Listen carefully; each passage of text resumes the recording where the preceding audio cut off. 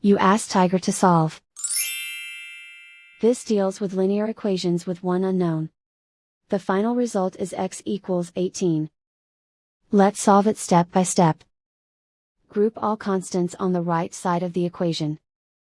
Subtract 4 from both sides. Simplify the arithmetic.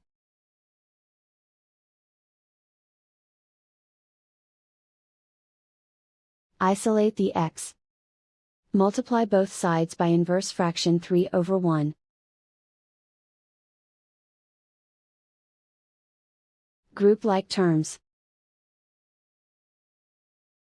Multiply the coefficients. Simplify the fraction. Simplify the arithmetic. And so the final result is x equals 18.